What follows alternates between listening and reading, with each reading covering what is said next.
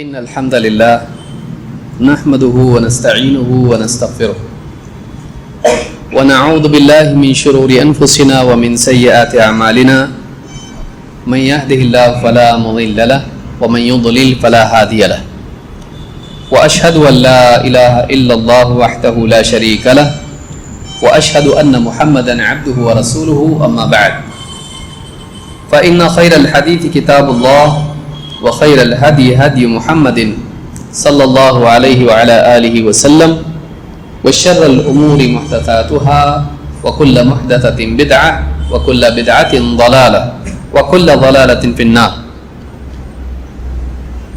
قال الشيخ رحمه الله تعالى: اعلم أرشدك الله لطاعته أن الحنيفية ملة إبراهيم أن تعبد الله وحده مخلصا له الدين وبذلك أمر الله جميع الناس وخلقهم لها كما قال تعالى: وما خلقت الجن والإنس إلا ليعبدون. ومعنى يعبدون يوحدون. پچھلے دروس میں 7 مسائل پر گفتگو ہوئی. پہلے 4 مسائل، 4 چیزیں جن کا سیکھنا ہر انسان کے لیے ضروری ہے: علم، عمل اور دعوت، اور اس کے بعد صبر. یہ 4 چیزیں کامیاب ہونے کے لیے، نجات پانے کے لیے ضروری ہیں، جو ہر انسان کے لیے ضروری ہے. پھر اس کے بعد 3 چیزیں اور ہم نے دیکھی کہ جو اللہ اور اس کے رسول کی بات مانے، فرما برداری کرے، اس کے لیے اور 3 چیزیں ہیں جن کا اہتمام ضروری ہے، جو کلمے کے گویا کے تقاضے ہیں. ایک، وہ رسول کی فرما برداری کا اہتمام کرے اور زندگی کے لیے جانے کہ اللہ نے اس کو بے مقصد پیدا نہیں کیا ہے، بلکہ اللہ تعالیٰ نے اس کے لیے دین دیا اور رسول بھیجا. اس رسول کی فرما برداری کرنے والا کامیاب ہے اور اس رسول کی بات نہیں ماننے والا ناکام. پھر دوسری چیز، اللہ رب العالمین کی عبادت میں کسی کو شریک نہیں کرنا. بڑی سے بڑی شخصیت ہو، فرشتہ ہو، نبی، رسول ہو، اللہ والا ہو، کسی کو اللہ کی عبادت میں شریک نہ کیا جائے. رسول کی فرما برداری اور اللہ کی عبادت کا اہتمام توحید کے ساتھ.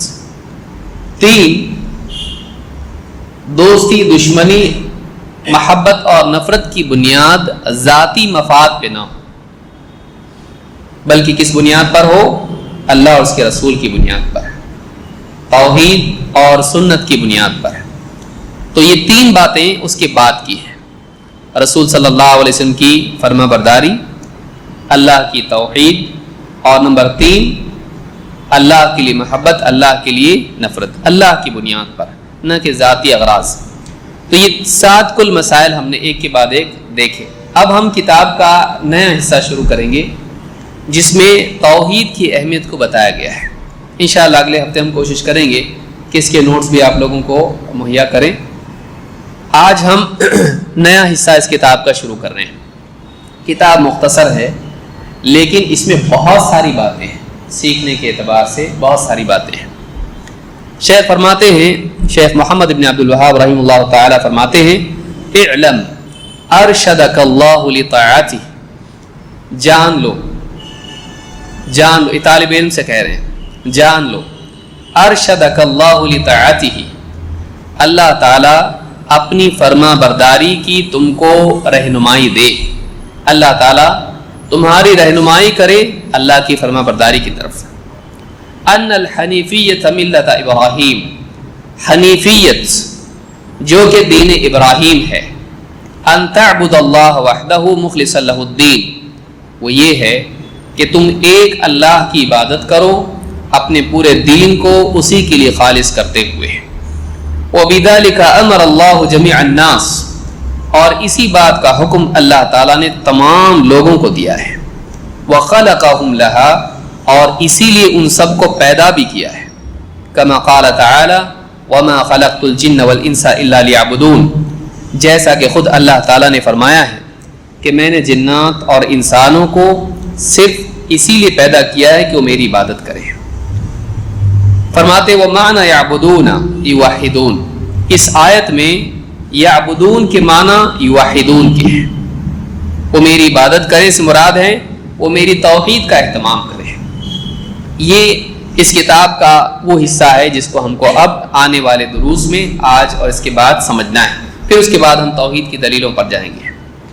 سب سے پہلی چیز فرماتے ہیں اعلم ارشدک اللہ لطاعتہ، اس بات کو اچھی طرح جان لو، پہلے حکم دے رہے ہیں اور اس کے بعد دعا دے رہے ہیں، جان لو، اور کہتے ہیں ارشدک اللہ لطاعتہ، اللہ تعالیٰ اپنی طاعت کی طرف تمہاری رہنمائی کرے۔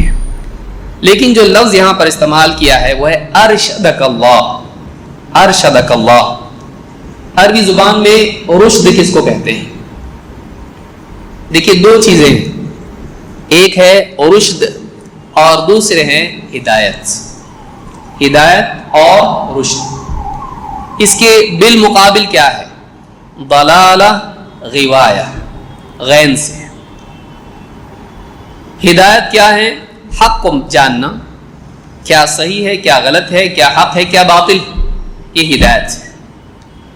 رشد یہ ہے کہ ایک انسان اس ہدایت کا قصد کرے، ایک انسان جان تو لیا صحیح کیا ہے غلط کیا ہے، جاننے کے بعد علم کا ہدایت میں علم کا مرحلہ ہے، جاننا معلوم پڑ گیا ہدایت کیا ہے، اس کے بعد دوسرا مرحلہ یہ ہے کہ انسان اس ہدایت کا قصد بھی کرے، انسان اس ہدایت کی چاہت کرے کہ اب مجھ کو اس راستے پر چلنا ہے، ورنہ صرف انسان کے لیے علم کافی ہے نہیں، علم کے بعد کا مرحلہ عمل کا آتا ہے۔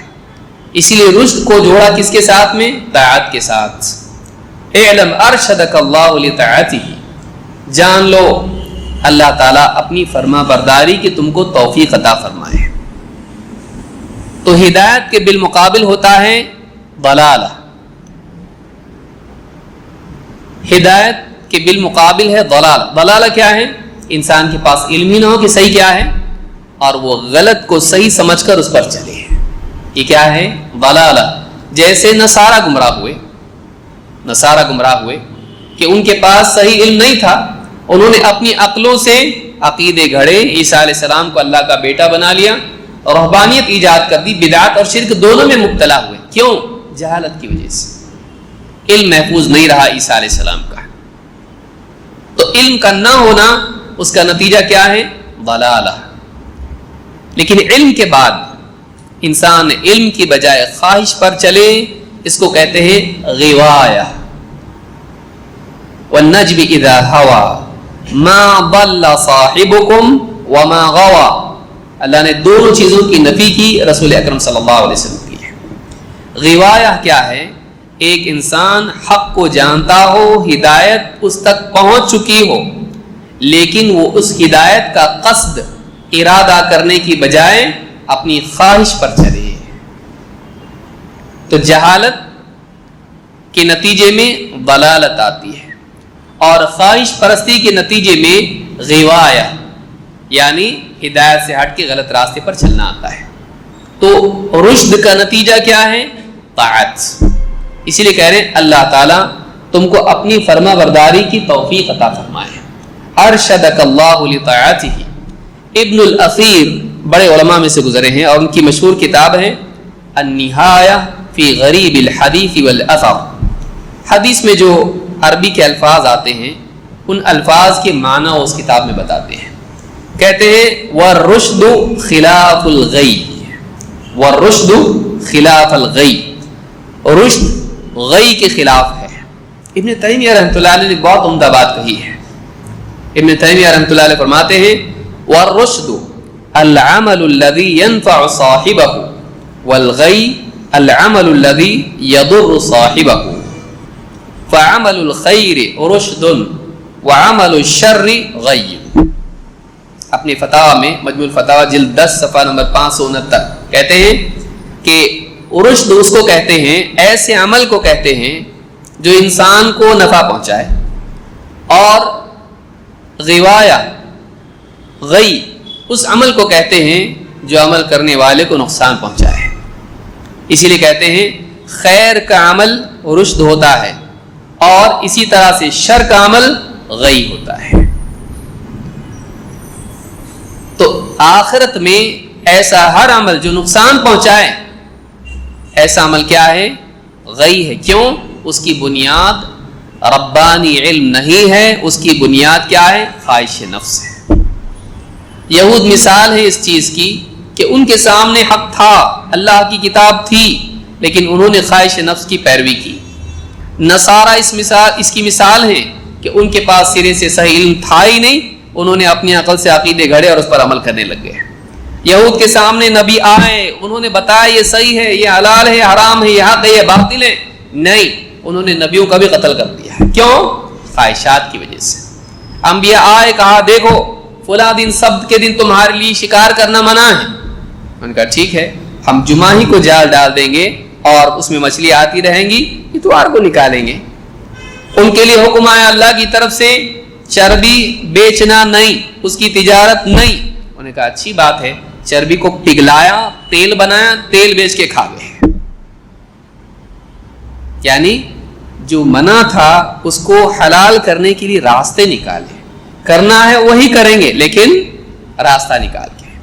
تو غی اس کو کہتے ہیں کہ ایک انسان خواہش نفس کی بنیاد پر غلط کام کرے. ضلالہ اس کو کہتے ہیں کہ ایک انسان لا علمی کی وجہ سے علم ہی حاصل نہ کرے اور جو جی میں کرے، علم ہی حاصل نہ کرے یا علم سے محروم رہے اور اپنے دل سے کچھ بھی نکال کے دین سمجھ کے کرے.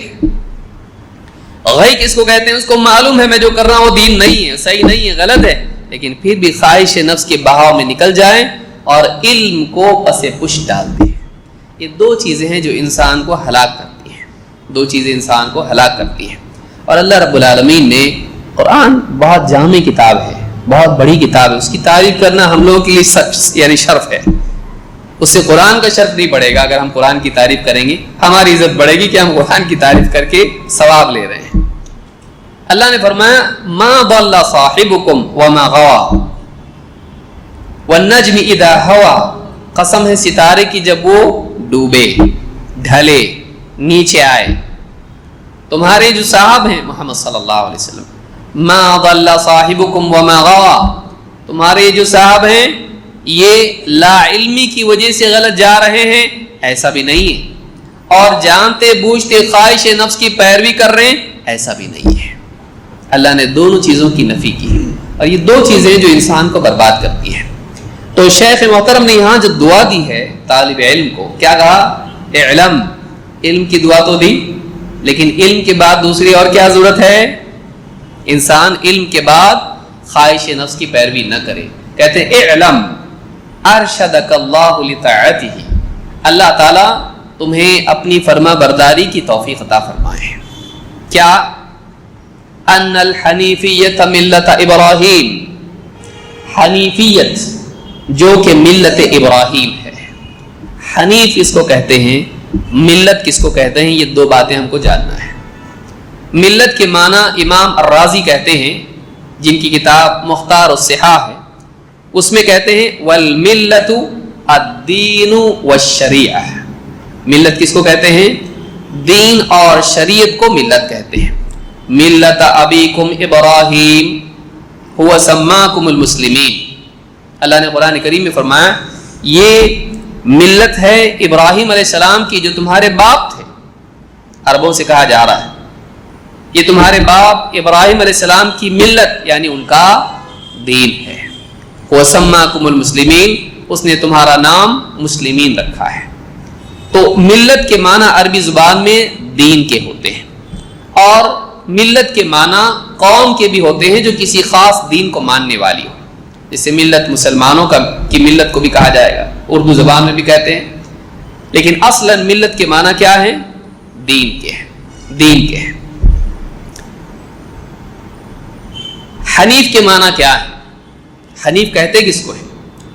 امام ابن کثیر رحمہ اللہ فرماتے ہیں والحنیف هو المائل عن الشرک قصدا ای تارکا له عن بصیرہ ومقبل على الحق بکلیته لا يصده عنه صاد ولا يرده عنه راد. بہت پیاری بات کہی ہے. علماء کی کلام بھی جو ہے بہت جامع ہوتا ہے. ابن کثیر رحمۃ اللہ علیہ تفسیر ابن کثیر میں کہتے ہیں والحنیف، بار بار قرآن میں آپ دیکھیں گے حنیف، ابراہیم علیہ السلام حنیف تھے. حنیف کس کو کہتے ہیں؟ کہتے ہیں والحنیف هو المائل عن الشرک قصدا، جو شرک کو چھوڑ کے دوسری طرف آئے اپنے دل کے ارادے سے، یعنی کہ اس کو معلوم ہی نہیں شرک اور بچ گیا اس سے، اس کو حنیف نہیں کہیں گے.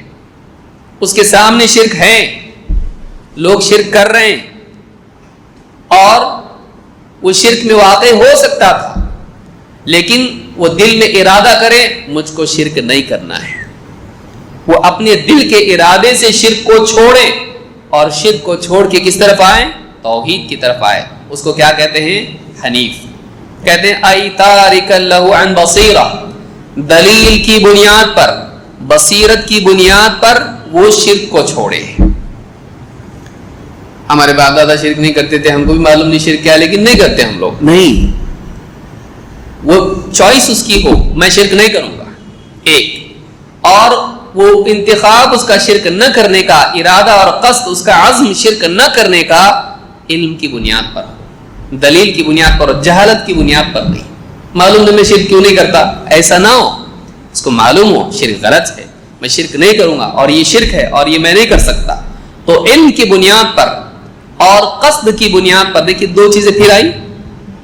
انسان کی نجات کے لیے دو چیزیں ضروری ہیں، صحیح علم اور صحیح قصد. قصد کا مطلب کیا؟ ارادہ. صحیح علم اور صحیح ارادہ، یہ دو چیزیں انسان کے کمال اور نجات کی بنیادیں ہیں. کہتے ہیں ای تارک لہ عن بصیرہ، بصیرت کی بنیاد پر شرک کو چھوڑے. ومقبل علی الحق بکلیتہ، حق کی طرف وہ مقبل ہو. مقبل کہتے ہیں اقبال کرنے کو، یعنی اس کی طرف متوجہ کو، اپنے پورے وجود کے ساتھ وہ حق کی طرف متوجہ ہو. آدمی کیا کرتا ہے، وہ کہیں اور ہے اور کہیں اور بھی ہے، ایک ساتھ دو جگہ بھی آدمی ہوتا ہے؟ نہیں. کیا کہتے ہیں؟ وہ مقبل علی الحق بکلیتہ، وہ حق کی طرف اپنے پورے وجود کے ساتھ ہو. نماز پڑھتے کیسا کرتے؟ قبلے کی طرف. ایسا کرتے کہ سینہ ادھر ہو اور چہرہ ادھر ہو؟ نہیں کرتے ایسا. اپنا چہرہ، اپنا دل، اپنے پورے وجود کے ساتھ آدمی جیسے نماز میں قبلے کی طرف ہوتا ہے، ایک انسان کو چاہیے کہ وہ اپنے پورے وجود کے ساتھ، اپنے قول، اپنے عمل اور اپنے قلب کے ساتھ پوری طرح حق کی طرف ہو. اس کو کیا کہتے ہیں؟ حنیف. ومقبل علی الحق بکلیتہ لا يصده عنه صاد ولا يرده عنه راد. کوئی چیز حق سے روکنے والی اس کو نہ روک پائے. صدا روکنا، ردا لوٹانا. کوئی حق میں رکاوٹ اس کو حق کی طرف رجوع کرنے یا حق کی طرف رخ کرنے سے روک نہ سکے، اور کوئی چیز جو حق سے پھیرنے والی ہو اس کو حق سے پھیر نہ سکے، پلٹا نہ سکے. آدمی کے لیے بعض اوقات حق میں رکاوٹ ہوتی ہے، نہیں جاتا. صراط مستقیم پر چلنا ہے، بڑی پریشانیاں ہیں، چھوڑ دیتا ہے. رکاوٹ آئی، چھوڑ دیا. یا آدمی حق کے راستے پر چل رہا ہے لیکن پھر اس کے سامنے دوسرا کوئی باغ اس کو دکھائی دیا ہے. چل رہا تھا لیکن اب کیا ہو گیا؟ حق چھوڑ کے کہیں اور چلا گیا. نہیں، حق کی راہ میں آنے والی رکاوٹ اس کو روک نہ سکے اور حق سے دوسری طرف پھیرنے والی چیز اس کو پھیر نہ سکے. اس آدمی کو حنیف کہتے ہیں. یہ شخصیت کا کمال اس کو کہتے ہیں کہ علم، قصد اور پوری طرح اقبال اور نہیں رکنا اور نہیں پھرنا، اس کو کہتے ہیں حنیف. کس کی طرف؟ حق کی طرف. عربی زبان میں حنف کے معنی میلان کے ہوتے ہیں. اسی لیے ابن الاثیر اپنی کتاب النہایہ فی غریب الحدیث والاثر میں کہتے ہیں والحنفاء جمع حنیف. قرآن کریم میں کیا فرمایا اللہ نے؟ حنفاء. کہتے ہیں حنفاء یہ حنیف کی جمع ہے. وَهُوَ الْمَائِلُ إِلَى الْإِسْلَامِ الثَّابِتِ عَلَيْهِ. حنیف کس کو کہتے ہیں؟ ابن الاثیر کہتے ہیں جو اسلام کی طرف مائل ہو، اسلام کی طرف اس کا رخ ہو، الثابت علیہ، اور جو اسلام پر جمع ہو. دو چیزیں ہونی چاہیے، اس کا رخ کس طرف ہو؟ اللہ کے دین کی طرف.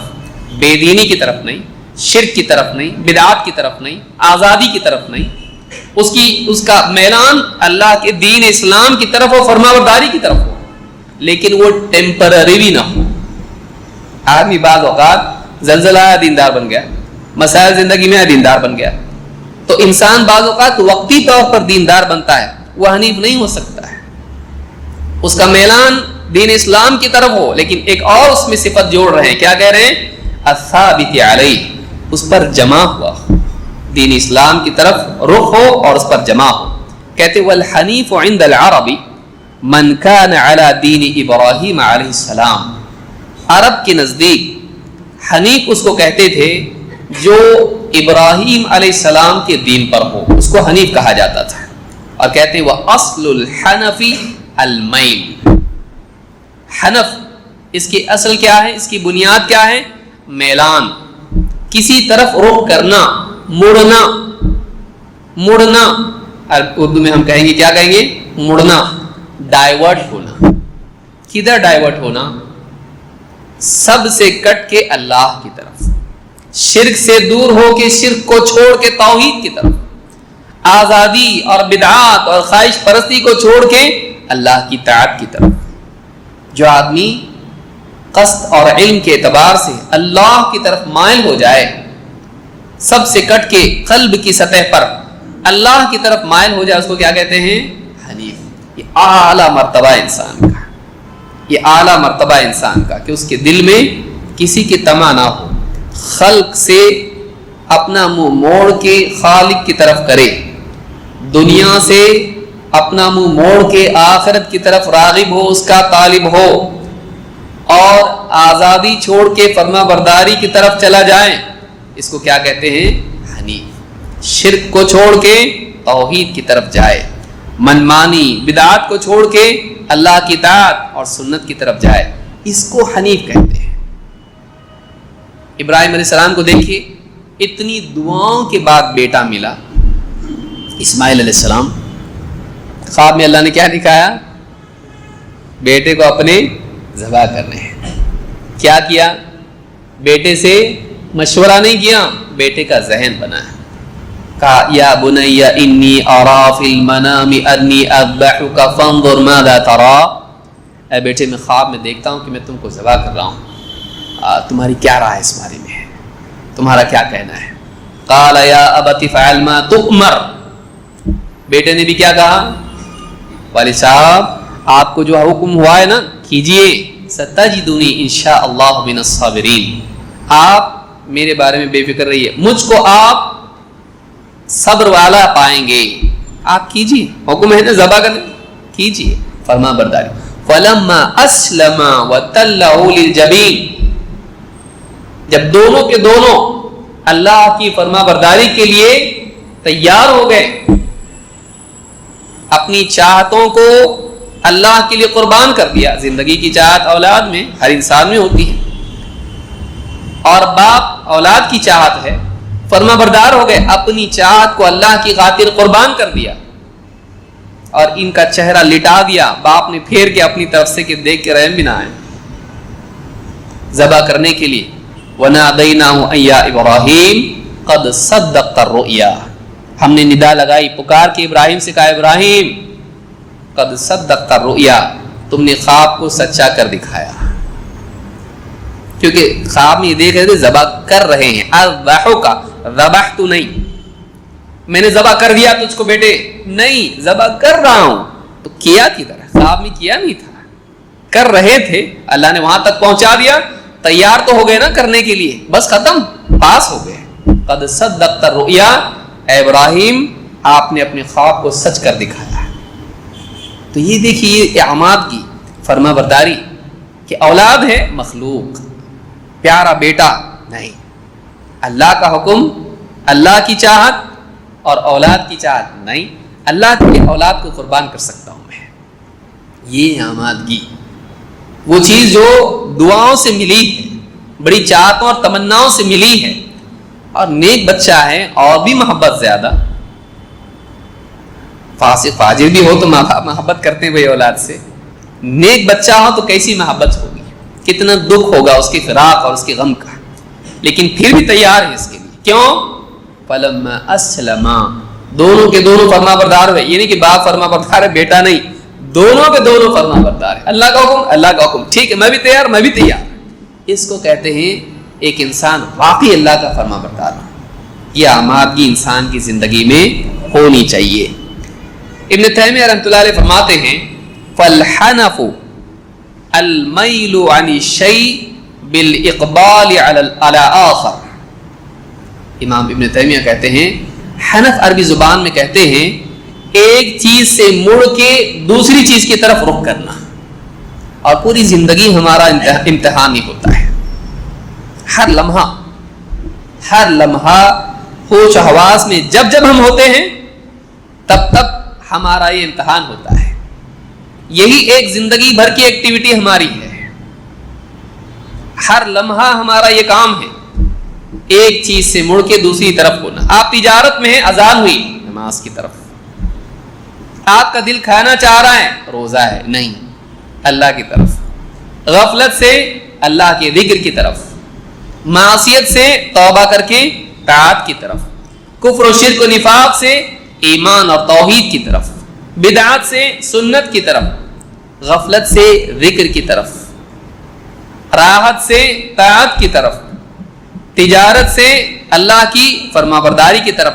زندگی بھر ایک چیز چھوڑ کے دوسری چیز کرنا، یہی روزانہ ہمارا امتحان ہوتا ہے.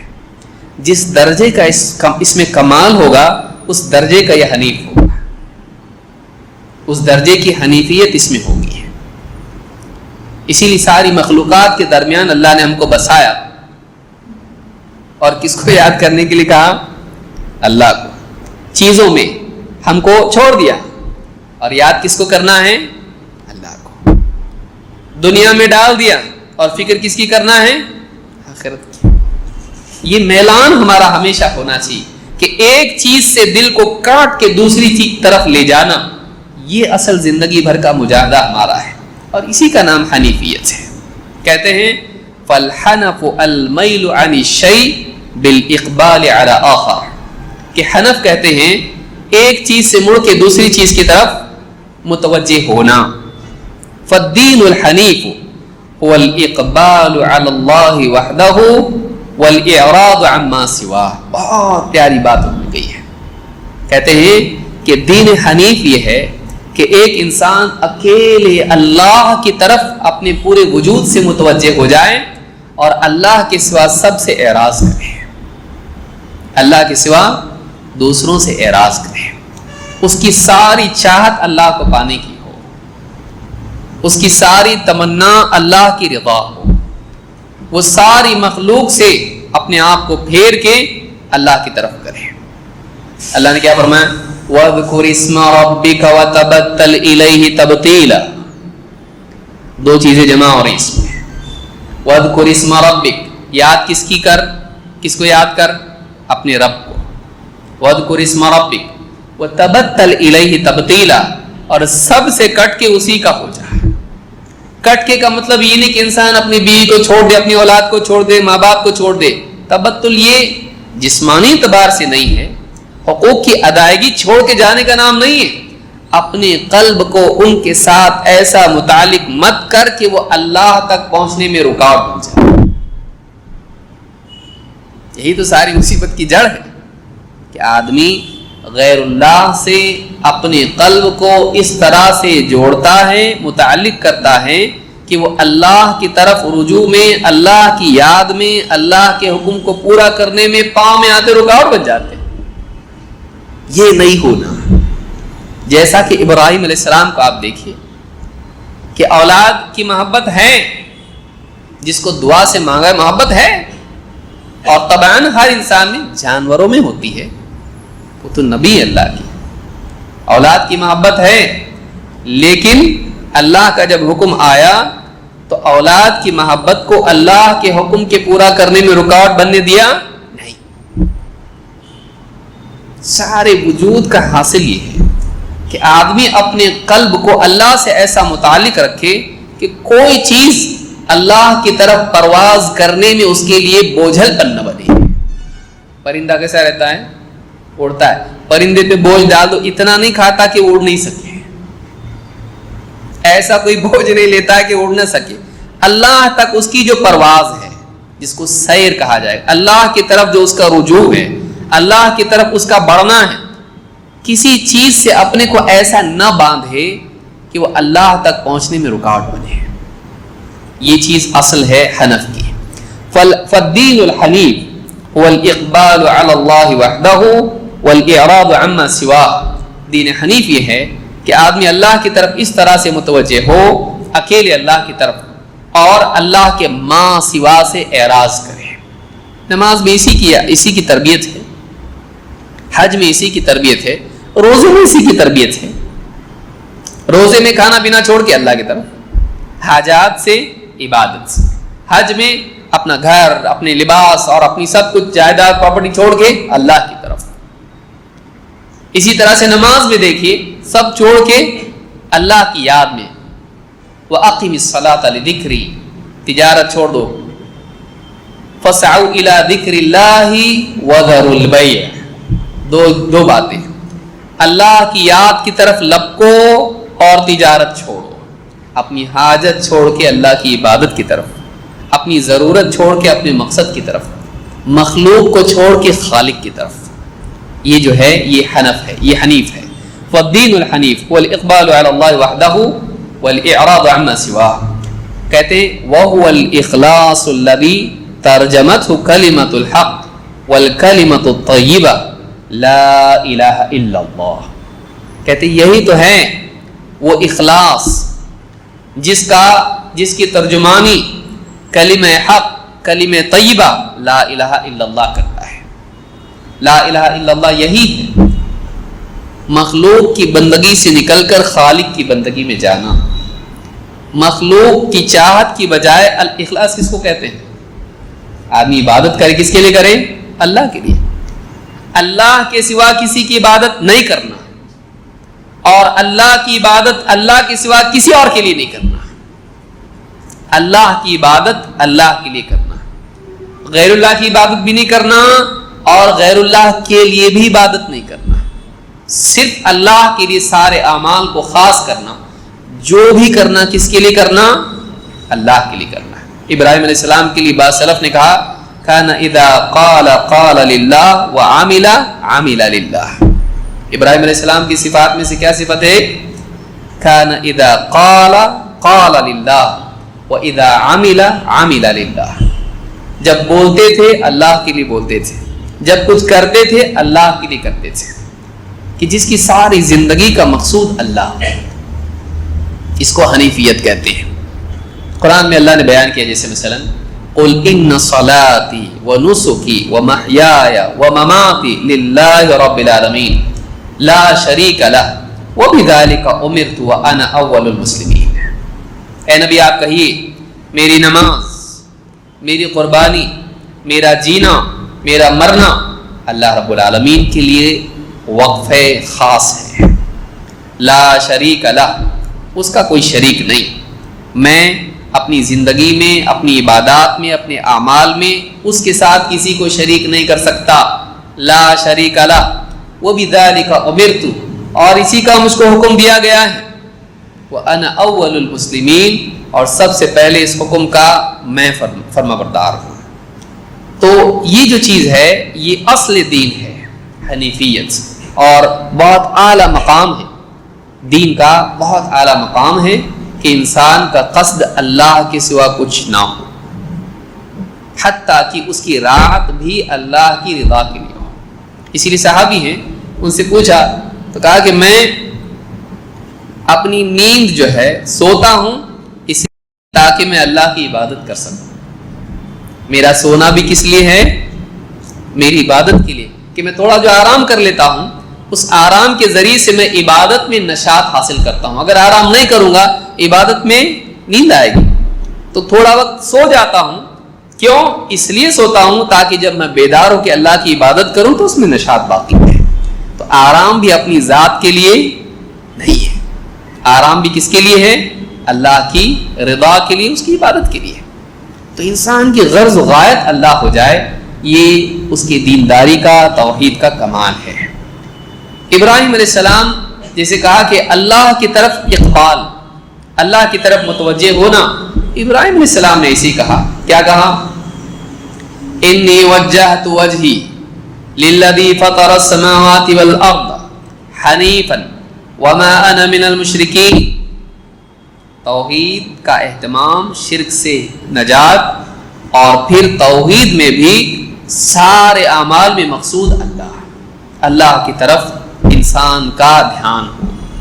اللہ خوش ہے کہ نہیں، اللہ راضی ہے کہ نہیں، اللہ تعالیٰ کا میں فرما بردار ہوں کہ نہیں، اللہ تعالیٰ سے اجر ملے گا کہ نہیں، انسان کی ساری فکریں اس طرف. اللہ نے فرمایا ابراہیم علیہ السلام کی دعا میں، کہا انی وجہت وجہی للذی فطر السماوات والارض، میں نے اپنے چہرے کو اس اللہ کی طرف کیا، میں نے اپنے چہرے کو، اپنا رخ اس اللہ کی طرف کیا جو جس نے آسمانوں اور زمین کو پیدا کیا. فطر، عدم سے وجود میں لانا، نہیں تھا پیدا کیا. یہ نہیں کہ پہلے سے تھا اور ریپیئر اللہ نے کیا، نہیں، اس کا مادہ ہی نہیں تھا. آج کوئی آدمی گھر بناتا ہے، مٹی موجود ہے، پتھر موجود ہے، گارا موجود ہے، پانی موجود ہے، ان موجودات کو استعمال کر کے کچھ بناتا ہے. لیکن اللہ رب العالمین، اللہ نے وہ چیز پیدا کی، پوری کائنات کو اللہ نے عدم سے وجود دیا. فطر السماوات والارض، آسمان و زمین کو عدم سے وجود میں لایا. حنیفاً، میں سب سے کٹ کے اس کی طرف مائل ہو گیا. وما انا من المشرکین، میں مشرکین میں سے نہیں، میں مشرکین میں سے نہیں ہوں. یہ کلمہ تعریف نہیں ہے کہ اپنی بڑائی بیان کر رہے ہیں کہ میں مشرکین میں سے نہیں ہوں. یہ کلمہ برات ہے، یہ کلمہ براعت ہے. میں مشرکین میں سے نہیں ہوں، یعنی مشرکین سے بیزاری کا اعلان ہے. اس میں پہلے حصے میں توحید کا اقرار ہے، اور دوسرے حصے میں شرک اور اہل شرک سے برات ہے. لہٰذا اہل حق کو جہاں حق کو بیان کرنا ضروری ہے، وہیں یہ بھی ضروری ہے کہ وہ اہل باطل سے برات اور دوری اختیار کریں. اسی لیے کیا کہا ہے یہاں پہ؟ وما انا من المشرکین، میں مشرکین میں سے نہیں ہوں. تو یہ بہت اہم بات ہے جو انسان کے دین کو کامل کرتی ہے. حق کو تسلیم کرنا، باطل کو رد کرنا، اہل حق کے ساتھ ہونا، اہل باطل کے ساتھ نہیں ہونا. تو یہ مشرکین سے برات کا اس میں اعلان ہے، جبکہ پہلے حصے میں کیا ہے؟ توحید کا اقرار ہے. یہ سورہ الانعام کی آیت نمبر 79 ہے، 79. اسی طرح سے اللہ تعالیٰ نے سورہ نساء میں بھی یہ بات کہی ہے، آیت نمبر 125. کہا وَمَنْ أَحْسَنُ دِينًا مِمَّنْ أَسْلَمَ وَجْهَهُ لِلَّهِ وَهُوَ مُحْسِنٌ وَاتَّبَعَ مِلَّةَ إِبْرَاهِيمَ حَنِيفًا وَاتَّخَذَ اللَّهُ إِبْرَاهِيمَ خَلِيلًا. بہت پیاری آیت ہے یہ، اور پورے دین کی اصل ہی ہے. ایک آیت میں پورا دین ہے، ایک آیت میں پورا دین ہے. اللہ نے کہا اور اس سے اچھا دین کس کا ہو سکتا ہے؟ اچھا دین کس کا ہے بتایا جا رہا ہے. وَمَنْ أَحْسَنُ دِينًا، اور اس سے اچھا دین والا اور کون ہو سکتا ہے؟ اس نے کیا کرنا چاہیے؟ نمبر 1، مِمَّنْ أَسْلَمَ وَجْهَهُ لِلَّهِ، جس نے اپنے چہرے کو اللہ کے آگے جھکا دیا. علماء نے کہا مِمَّنْ أَسْلَمَ وَجْهَهُ لِلَّهِ أي أخلص للہ، جس کا چہرہ کس کی طرف ہے؟ اللہ کی طرف. اجر پانے کے لیے، رضا کے حصول کے لیے اس کی زندگی میں اخلاص ہے. ممن اسلم وجہہ للہ، کون؟ جو اخلاص کے ساتھ دین پر عمل کرتا ہے. وہو محسن، اور وہ بھلائی کرتا ہے. کہا کہ بھلائی کرتا ہے سنت کے مطابق، شریعت کے مطابق عمل کرتا ہے، کیونکہ بھلائی اور برائی کی تفریق کون بتائے گا؟ اللہ رب العالمین، رسول اکرم صلی اللہ علیہ وسلم. تو دو چیزوں میں پورا دین آ گیا ہے. جو اللہ کے لیے اپنے چہرے کو اللہ کی طرف متوجہ کرے، یعنی اخلاص کے ساتھ عمل کرے، اور اسی طرح سے کہا وہ محسن، اور وہ بھلائی کرنے والا ہو. بھلائی کیا ہے؟ کون بتائے گا بھلائی کیا ہے؟ اللہ اور اس کا رسول. ہم اپنی طرف سے طے کر سکتے ہیں کیا اچھا اور کیا برا ہے، کیا صحیح کیا غلط ہے؟ نہیں. بھلائی وہ ہے جس کو اللہ بھلا بتائے، برائی وہ ہے جس کو اللہ برائی بتائے. تو بھلائی کرنے والا ہو کا مطلب یہ ہے کہ اللہ کے دین کے مطابق عمل کرتا ہو، سنت کے مطابق عمل کرتا ہو. وَاتَّبَعَ مِلَّةَ إِبْرَاهِيمَ حَنِيفًا، اور وہ ابراہیم حنیف کے دین کی پیروی کرے۔ وَاتَّخَذَ اللَّهُ إِبْرَاهِيمَ خَلِيلًا، اور ابراہیم معلوم ہے کون تھے؟ ابراہیم وہ ہے جن کو اللہ نے اپنا خلیل بنایا۔ اللہ تعالیٰ کی دوستی پانے کے لیے خلیل کے معنی کیا ہوتے ہیں؟ دوست، بہت پکا دوست، جو عام دوستوں سے بڑھ کے ہوتا ہے۔ تو ابراہیم علیہ السلام کو اللہ نے اپنا کیا بنا لیا؟ دوست بنا لیا، خلیل، کیونکہ ابراہیم علیہ السلام نے سب کو چھوڑ کے جب وہ اللہ کے ہو گئے تو اللہ بھی ان کا ہو گیا۔ جو انسان سب کو چھوڑ کے اللہ کا ہو جاتا ہے، اللہ بھی اس کا ہو جاتا ہے۔ اللہ کو پانے کے لیے سب کو کھونا پڑتا ہے، اپنے آپ کو بھی کھونا پڑتا ہے، میں بھی ڈیلیٹ کرنا پڑتا ہے۔ کون؟ اللہ۔ کس نے عطا کیا؟ اللہ نے۔ کس کی عبادت کرنا چاہیے؟ اللہ کی۔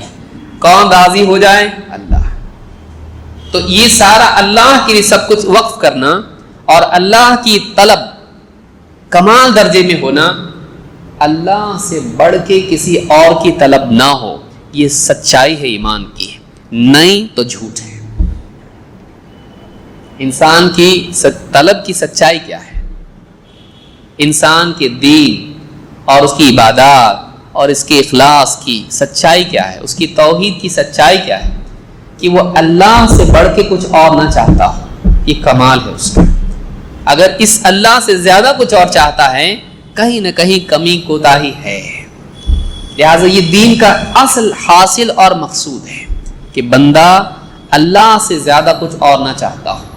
یہ دنیا کی جنت ہے، یہ دنیا کی جنت ہے کہ ایک انسان واقعی وہ کیفیات کیسے پا سکتا ہے؟ اخلاص کے بغیر کچھ نہیں ملتا، اخلاص کے بغیر کچھ نہیں ملتا ہے۔ چلیے آگے بڑھتے ہیں۔ ابراہیم علیہ السلام کے بارے میں اللہ نے فرمایا ما کان ابراہیم یہودیا ولا نصرانیا ولکن کان حنیفا مسلما وما کان من المشرکین۔ یہ بھی بہت جامع آیت ہے۔ کہا ابراہیم نہ تو یہودی تھے نہ نصرانی۔ جب شخصیت عظیم ہوتی ہے تو سارے لوگ شخصیت کا دعویٰ کرنے لگتے۔ عیسیٰ علیہ السلام کے ماننے والے نصرانی وہ بھی کہتے ابراہیم علیہ السلام ہمارے، وہ یہودی وہ نصرانی تھے۔ یہود کیا دعویٰ کرتے تھے؟ نہیں، ابراہیم علیہ السلام ہمارے ہیں، وہ یہودی تھے۔ جب دین قومیت بن جاتا ہے تو قوم سے انتساب کو شخصیات کے لیے ان قوموں کا اس شخصیت کے ساتھ انتساب بس نجات بن جاتا ہے، نہیں، بلکہ اللہ نے کیا فرمایا؟ نہ تو وہ یہودی تھے اور نہ نصرانی تھے، وہ مسلم تھے۔ کیونکہ دین کی اصل قومیت نہیں ہے، لیبل نہیں ہے، دین کی اصل وہ اسپرٹ ہے۔ دین کی اصل کیا ہے؟ دو چیزیں، وَلَكِنْ كَانَ حَنِيفًا مُسْلِمًا، حنیف قلب کی سطح پر سب سے کٹ کے اللہ کے لیے اپنے پورے دین کو خالص کرنے والا، اور مسلمہ اللہ کے حکم کو صرف زبانی جمع خرچ نہیں، عملی زندگی میں نافذ کرنے والا ہے۔ حنیفاً مسلمہ میں پورا دین آ جاتا ہے۔ حنیف اللہ ہی کی چاہت رکھنے والے، اللہ ہی کے لیے عمل کرنے والے، اخلاص والے، توحید والے، حنیف، توحید و اخلاص حنیف میں آ گیا۔ مسلمہ منمانی کرنے والے، نفس کی پیروی کرنے والے، خواہشات کی پیروی کرنے نہیں، فرما بردار۔ تو حکم کس کا؟ اللہ کا۔ جو اللہ کہے میں کروں گا، اپنی چاہت چھوڑ کے اللہ کی چاہت پوری کرنے والے۔ تو حنیف اور مسلم یہ ابراہیم علیہ السلام تھے، نہ یہودی تھے نہ نصرانی۔ یہودی اور نصرانی کیا ہے؟ قومی نام ہے، اور اسلام کیا ہے؟ صفت والا نام ہے جس میں انسان کی زندگی کا مقصد جھلکتا ہے۔ اسلام کیا ہے؟ ایک مقصد ہے، اللہ کی فرما برداری۔ وما کان من المشرکین، اور مشرکین میں سے تو نہیں تھے، وہ تیسروں کو ریجیکٹ کر رہا ہے اللہ۔ تیسرے کون بچ گئے؟ ایک وہ یہود، دوسرے نصارہ۔ بچے کون؟ دیکھو وہ یہود بھی نہیں تھے، نصارہ بھی نہیں تھے، ہم لوگوں میں سے تھے کون تیسرے؟ مشرکین عرب کے، قریش۔ کہا وما کان من المشرکین، اور مشرک وہ تو بالکل مشرک بھی نہیں تھے، تم تو سوچو بھی مت، کیونکہ کم سے کم وہ توحید کے کلمے کا اقرار تو کر رہے ہیں۔ یہ تو لات اور عزا کی عبادت میں لگے گا، وہ تو مشرک بھی نہیں تھے۔ وما کان من المشرکین، اس ایک آیت میں اللہ رب العالمین نے دینداری کی اصل بتائی ہے. یہ سورہ آل عمران کی آیت نمبر 67 ہے.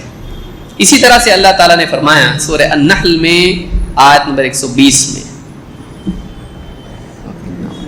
اللہ نے فرمایا ان ابراہیم کان امۃ قانتا للہ حنیفا ولم یکن من المشرکین. تقریباً آیت میں آپ دیکھیں گے آخر میں کس کو سمجھایا جا رہا؟ مشرک نہیں. کیوں؟ دوسروں کا تعلق عرب کے لوگ خاص اپنا رشتہ جتاتے تھے کس سے؟ ابراہیم علیہ السلام سے، کہ اسماعیل علیہ السلام کی ہم اولاد ہیں. اور اسماعیل علیہ السلام کس کی اولاد ہیں؟ ابراہیم علیہ السلام. اسی لیے اللہ نے صحابہ سے کہا نا ملت ابیکم ابراہیم، یہ کس کا دین ہے؟ تمہارے باپ ابراہیم علیہ السلام کا، کیونکہ واقعی وہ اسماعیل علیہ السلام کی اولاد سے تھے. لیکن اگر انسان کا عمل خلاف ہو نبی کے تو نسب اس کو کام دے سکتا ہے؟ نہیں. تم ابراہیم علیہ السلام کی چاہے نسب سے ہو لیکن ان کے مقصد میں تم ان کے اوصاف میں شریک نہیں ہو. اسی لیے کہا ولم یکن من المشرکین، اور وہ مشرکین میں سے تو تھے ہی نہیں، ان کا مشرکین سے کوئی لینا دینا نہیں ہے. کہا ان ابراہیم کان امۃ، ابراہیم علیہ السلام ایک امت تھے. امہ عربی زبان میں اسوہ کو کہتے ہیں، اور بھی کئی معنی اس کے ہیں. امت کے معنی اسوہ کے ہوتے ہیں، امت کے معنی قوم کے ہوتے ہیں، امت کے معنی زمانے کے ہوتے ہیں، اور بھی کئی معنی امت کے امام کے ہوتے ہیں. ابراہیم علیہ السلام سب کے لیے کیا تھے؟ امام اور اسوہ تھے. قانتا للہ، اللہ کے فرما بردار. لیکن قنوت کے معنی علماء کہتے ہیں دائمی طاعت کو کہتے ہیں. قنوت کس کو کہتے ہیں؟ قنوت دائمی فرما برداری کو. یہ نہیں کہ جب موڈ آیا اللہ کا حکم مانا پھر چھوڑ دیا، نہیں. جب حکم آیا تب تک فرما برداری ہے. جب حکم آیا تب تک فرما برداری. قانتا للہ. لیکن یہ قانت تھے کس کے لیے؟ اپنی ذات کے لیے. بہت اچھا لگتا مجھ کو نماز پڑھے تو نہیں، اللہ کا حکم اس لیے نماز پڑھ رہا ہوں، اللہ کا حکم اس لیے کر رہا ہوں. قانتا للہ، اللہ کے فرما بردار اپنی ذاتی نفس کی تسکین کے لیے نہیں. انسان کو معلوم ہو جائے روزہ رکھنے میں وزن کم ہوتا ہے تو اب روزہ تو رکھ رہا ہے لیکن کیوں؟ ایک ذاتی غرض کی بنیاد پر نہیں. قانتا للہ، اللہ کے لیے، اللہ کے فرما بردار تھے، اللہ کے فرما بردار تھے. لیکن کس کے لیے؟ اللہ کے لیے. حنیفاً، سب سے کٹ کے اللہ کے ہونے والے ہیں. سب سے کٹ کے اللہ کا ہونا کا مطلب یہ ہے کہ ایک انسان سب کو کھونے کے لیے تیار ہو، سب کچھ کھونے کے لیے تیار ہو، اللہ کو کھونے کے لیے تیار نہیں. وہ سب کھو سکتا ہے لیکن اللہ کو کھونا اس کی ڈکشنری میں نہیں ہو، اللہ کو کھونا اس کے نزدیک آپشن ہو ہی نہیں. ہاں اللہ کے لیے میں سب کو کھو سکتا ہوں لیکن سب مل جائے مجھ کو، لیکن اللہ نہ ملے اس بات پر میں کبھی راضی نہیں ہو سکتا. اس کو حنیف کہتے ہیں. یہ حنیف ہے. اسی لیے آپ دیکھیے ابراہیم علیہ السلام کی زندگی میں قوم ان کو دعوت دی، باپ کو دعوت دی. باپ نے کیا کہا؟ نکل جائے یہاں سے، اگر تو نے اور ہمارے بتوں کو کچھ کہا میں تجھ کو پتھر مار مار کے ختم کر دوں گا. قال سلام علیکم، السلام علیکم، جا رہے اب ہم. انی مہاجر انی مہاجر الی ربی، میں اپنے رب کی طرف مہاجر ہوں. سب کو چھوڑ کے، باپ کو چھوڑ کے، قوم کو چھوڑ کے، اپنے علاقے کو چھوڑ کے کہاں گئے؟ دین پر چلنے کے لیے، توحید کے لیے اللہ کی طرف رجوع کیا. شرک اور اہل شرک کو چھوڑ کے نکل گئے.